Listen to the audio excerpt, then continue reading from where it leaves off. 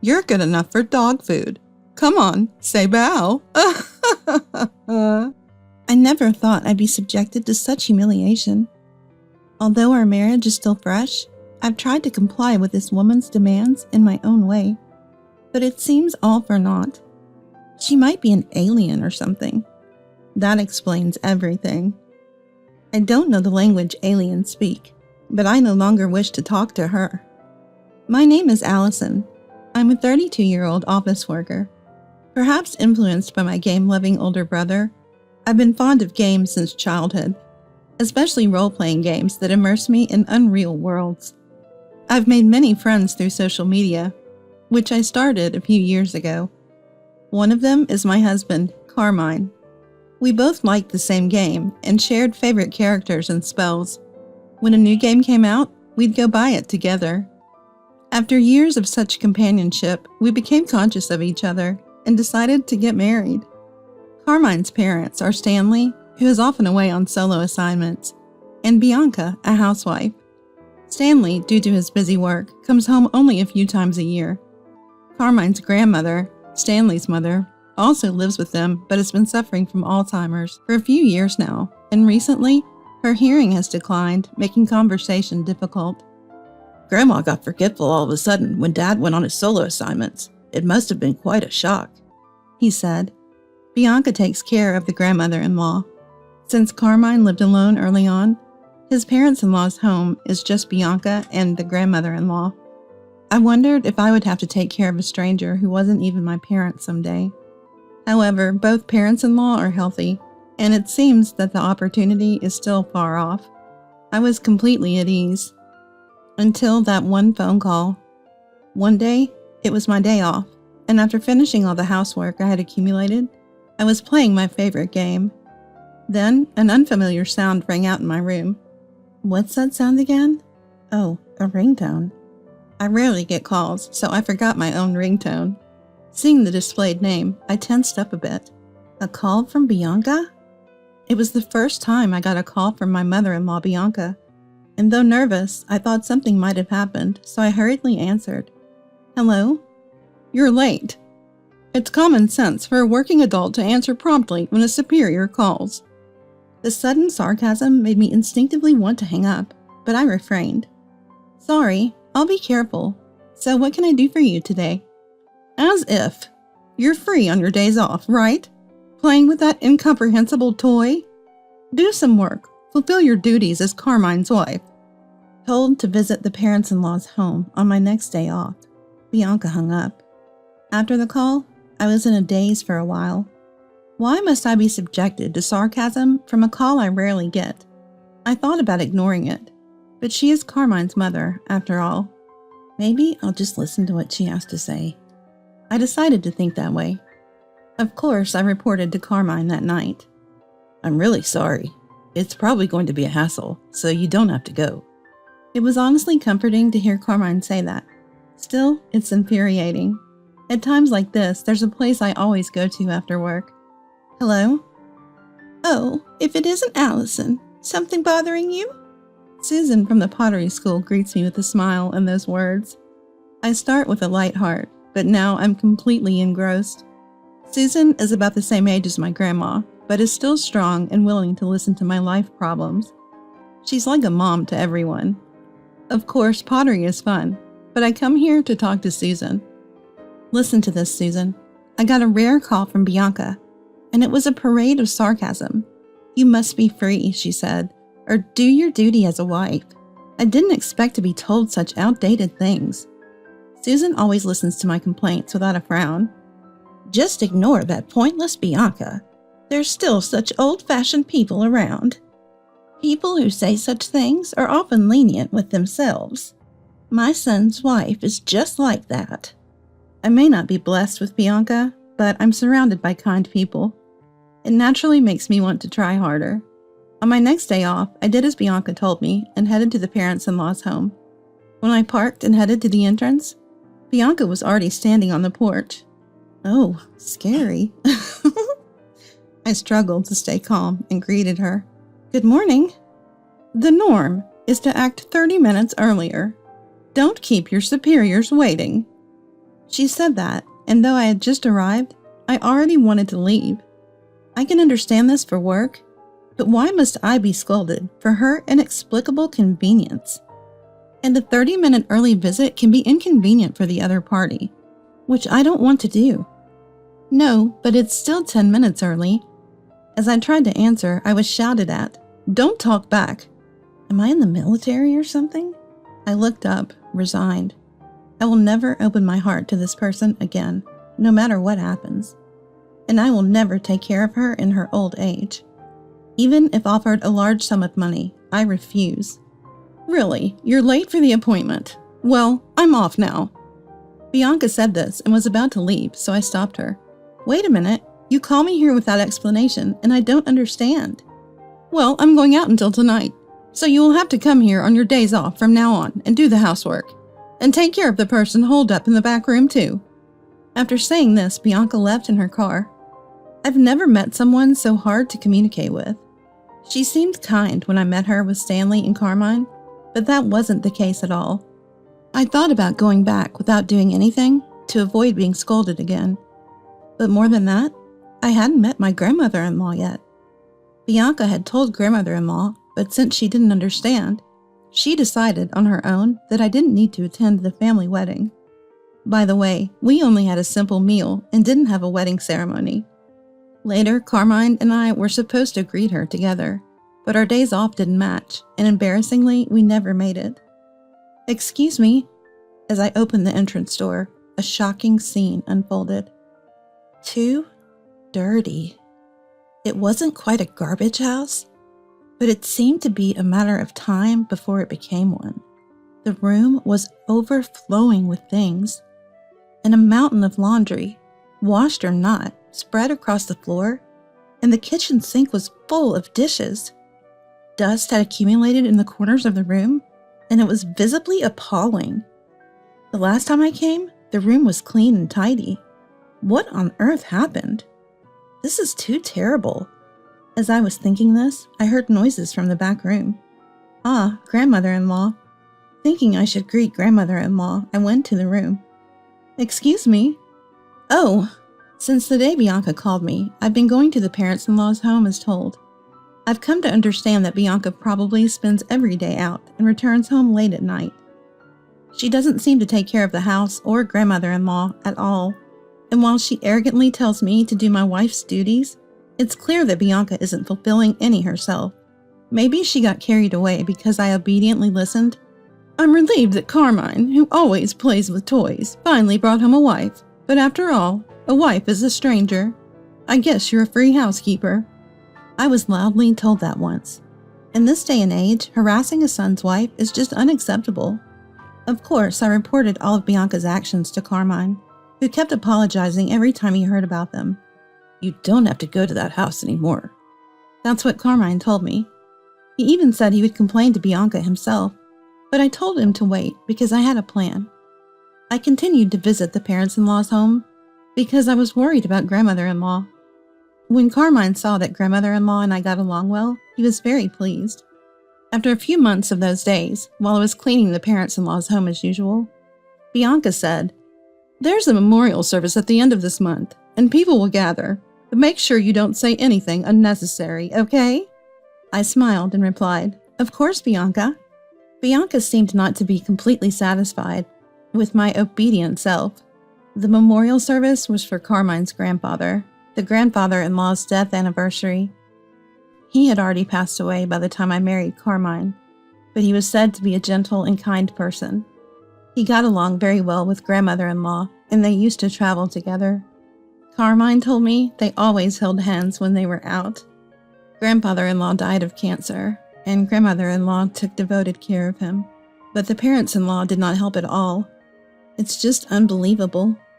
There's a lot of preparation to do, so make sure you come early, okay? And I think you know what I mean.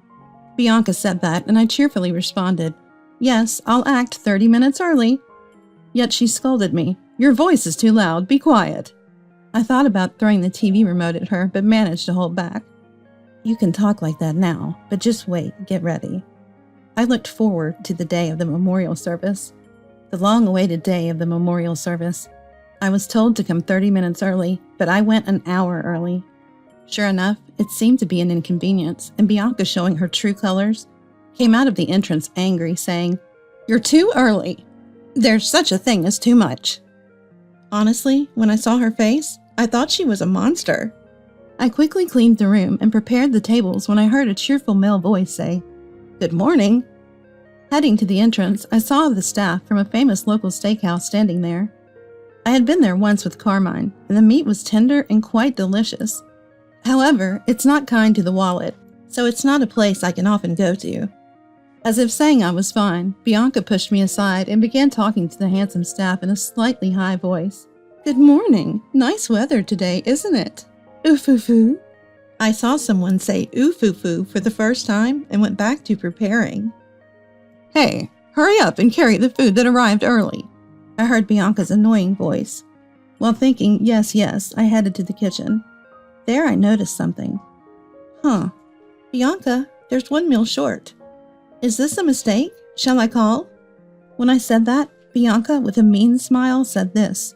"It's not a mistake. I never prepared a portion for you." I was stunned, never expecting to be treated like this.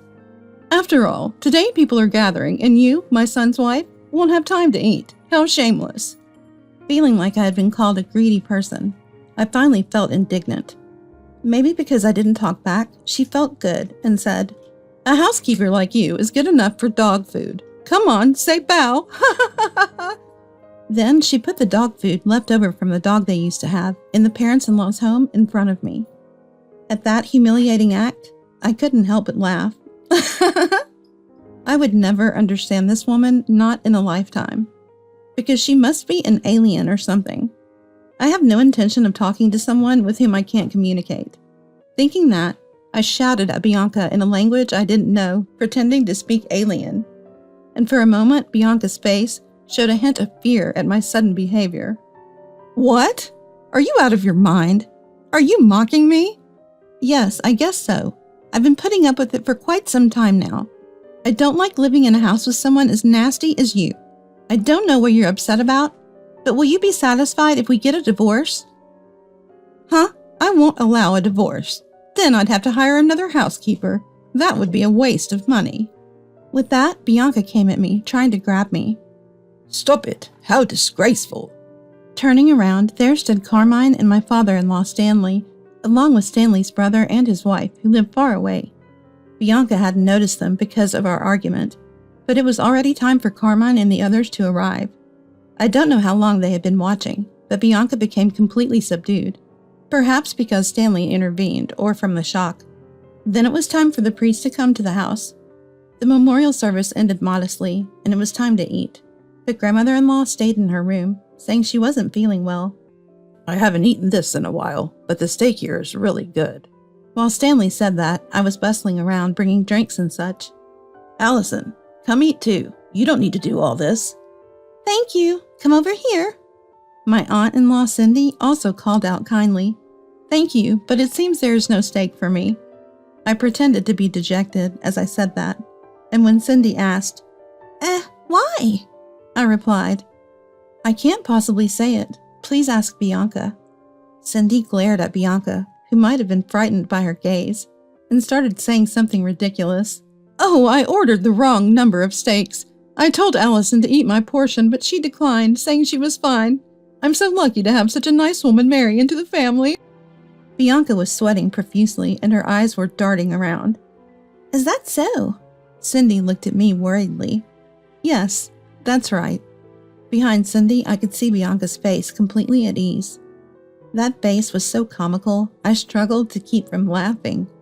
Bianca is always so kind. She points out when I'm lacking social manners. Today, instead of steak, she prepared this for me. I said that and brought out the dog food Bianca had handed me from the kitchen. Bianca turned pale at my unexpected action. "What's going on? What have you done to my precious wife?" Carmine asked, but Bianca remained silent. In the quiet room, Stanley spoke up. "Well, you know, when in Rome, do as the Romans do, right? Allison is married now, so—" Stanley started joking, and Carmine looked like he was about to grab him. Thinking it better to avoid an assault charge, I decided to call my ace in the hole. "Susan?" Everyone was surprised by my loud call. Then, from a back room, a cheerful voice replied, "Yes?" Out came Susan, grandmother-in-law. It turns out she's the Susan from pottery school. The day Bianca first called me over, we were both shocked to see each other. Never imagining that the grandmother-in-law would be Susan, we finished the housework at the parents-in-law's home together laughing. The parents-in-law's home is a two-family house, and Susan's living space was very tidy. It was obvious that she wasn't sick, but Bianca never suspected. Since Bianca returned home late at night, we went out to eat and for walks. I enjoyed the time spent with my beloved Susan, which is why I was happy to visit the parents-in-law's home. Susan had made me promise not to tell the in-laws about our relationship. I was angry at Bianca's unreasonable words, but knowing it would end someday, I could bear it. Susan didn't attend the memorial service because she didn't want to see the parents-in-law's faces. Susan always prayed for grandfather-in-law's happiness after his death. Why, Mom, don't you have Alzheimer's?" Stanley asked, puzzled. "That's just something this woman misunderstood on her own." With that, Bianca, who had been shrinking herself, was glared at. "I wanted to live alone with my husband, but right after getting married, you started living with us for the sake of he's your son, and you and your husband indulged in luxury with the money saved from rent." Susan said this, and Stanley looked uncomfortable. "I thought I'd be free when your transfer was decided, but then this woman said she would stay here, and it was the worst. I couldn't even talk about kicking her out because you were never home. And I pretended to be hard of hearing because I didn't want to talk to you. And then you just assumed I had Alzheimer's. It's laughable." Bianca's face turned bright red. "What I couldn't forgive the most was being treated as absent from the grandchildren's celebrations. Well, I was very happy when I found out Allison, whom I'd get along with, was the spouse of my grandchildren." Susan said that and smiled at me. Bianca, not finding this amusing, suddenly started. "I'm sorry. Allison was always so cold to me. I was frustrated, and that's why I did such a prank today. I truly regret it. But if Allison had been kinder from the start, then I wouldn't have been too—" I had no intention of playing along with such a charade. "All the precious words you've given me up until now, Bianca, I thought I'd listen to them at home, too." I said that and pulled out a voice recorder I had hidden in my pocket. With each playback, Bianca's face grew paler, and the faces around us grew more severe. Susan and I had planned to expose everything on this day when the relatives gathered, regardless of the steak incident. After listening, Cindy started to laugh. "You talk about social common sense, but you've never worked a day in your life." Apparently, Bianca had never worked and had lived a life of leisure. After the children grew up, Bianca began to go out more, causing constant arguments with Stanley. Stanley himself was apparently a habitual adulterer who returned home late every night, participating in school events for the sake of public image, but otherwise maintaining a fake relationship, as I had heard from Carmine. Carmine also hated it and left home as soon as he graduated from high school. "That's why, pack your bags and leave right now. This is the precious home of my deceased husband and me. I will never allow you to return, and you too." Susan said this and glared at Stanley. "You have another woman out there, don't you? Do as you please, trash son. I'm cutting ties with you." Stanley left the house as if fleeing, perhaps hit too close to home. "And Carmine, I know you're busy with work, but come and visit once in a while. I understand if you don't want to, given such foolish parents." Susan said this to Carmine with a slightly sad look. "Then we're heading home." As Carmine and I left the house, Bianca, looking furious, chased after me. "Wait, clear up this misunderstanding. If I'm thrown out of here, I'll be in trouble." I thought if that was the case, she shouldn't have harassed me to begin with, but it's too late for her words now. "I don't understand. Why don't you work? You seem to have a great understanding of how to be a respectful member of society," I said sarcastically and got into the car. She was shouting something outside, but I didn't care.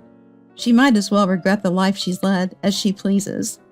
As for the former parents-in-law, after being kicked out of the parents-in-law's home, Bianca showed up at Stanley's place where he was working alone.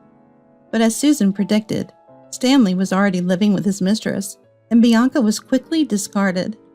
Furthermore, it turned out that Bianca had also been having an affair, and even worse, with a married man, and she was sued for damages by his wife. Since both our former parents-in-law had been unfaithful, the damages were sort of offset, but Bianca would likely continue to pay the mistress's husband. Stanley might lessen his burden if he sought damages from his mistress, but to me, they are strangers, and it doesn't matter anymore. They were a match in a way, despite the fake relationship I had heard about. Carmine has no lingering feelings for his former parents and intends never to see them again. I feel the same. As for us, we've decided to live in the parents-in-law's home where Susan lives. The house, once full of unpleasant memories, was transformed as we disposed of all the furniture Bianca had collected, and made significant changes to the interior, making it feel like a completely different home. Susan is surprisingly energetic for her age, but I'm more than willing to take care of her if she ever needs it. Furthermore, next year our family will be growing. I'm looking forward to living a happy life with my beloved family from now on.